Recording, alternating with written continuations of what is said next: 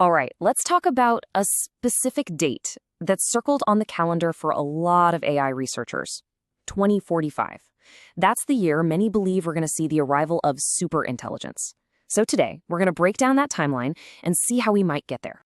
We're diving deep into some data-driven forecasts, mainly from the folks at Epoch AI, to really try and get our heads around the future of artificial intelligence. So, what are we looking at here? Is this a genuine, world-changing technological revolution? Or is it just a massive bubble that's about to pop? Well, to figure that out, the experts are tracking two key things: the money and the milestones. Okay, so let's get right into it, starting with the financial reality of what's happening right now. One of the biggest signals you can look at is just how much is being spent on compute power. I mean, just look at Nvidia's sales. That growth is absolutely explosive, and it's not even slowing down. This isn't just hype. Companies are dropping this kind of cash because they're already getting real, measurable value from AI. And here's where it gets really interesting. You have to separate the money being spent to develop the next big AI model from the money being earned by the AI we have today. The data is showing that the revenue from just running existing models, what they call inference, is already so strong that a lot of these companies would be profitable today if they just decided to stop all their research and development.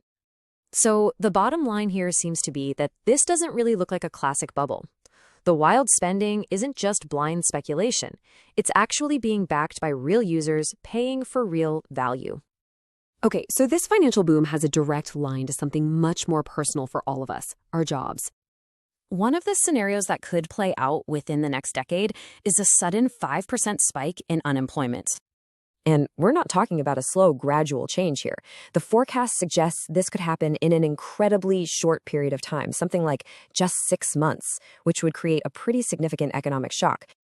Now, looking at the entire decade, one expert actually said he'd be surprised if AI doesn't automate at least 10% of the jobs that exist today. And look, that's not to say those people won't find new work, but the jobs themselves, they'll be gone. And this is such a perfect example of a key nuance here. Automating simple tasks isn't the same thing as total job replacement.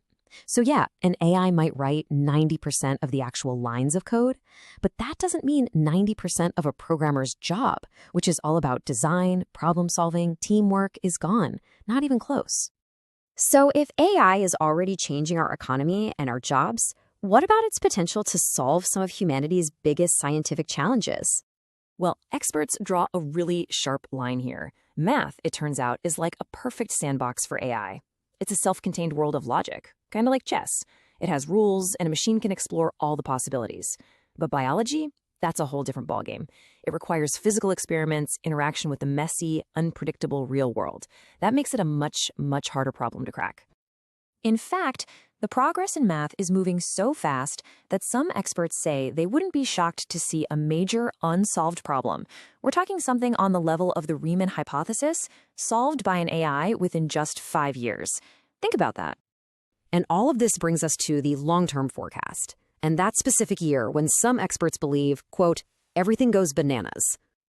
Okay, so the timeline kicks off with a measurable impact on GDP by 2030. Looking further out, the median forecast, kind of like the middle-of-the-road guess, for automating all remote jobs is around 2049. But the modal forecast, which is the single year that experts predicted most often, for the arrival of superintelligence is even earlier, 2045. And this, right here, just brilliantly illustrates the stakes. If we get an AI that can truly do any remote job, the experts don't think the outcome is going to be moderate growth. No, they think it's going to be extreme. It's either a massive economic takeoff with at least 30% GDP growth per year, or it's a catastrophe. The middle ground just completely disappears. Now, an event of that magnitude, it's not going to happen in a vacuum. It is going to trigger a massive and likely very unpredictable political and social response. The forecast suggests a really rapid chain reaction. First, you get a big labor shock, like that 5% unemployment spike we talked about. That's going to cause a powerful public reaction, which in turn will force governments to take action at a speed and scale we've really only seen in huge crises, like the COVID pandemic. So the final question really isn't about the technology itself. It's about us. When change happens this fast, and a single event forces this kind of massive, unified global response, what kinds of actions that seem completely unimaginable to us today will suddenly become our new reality?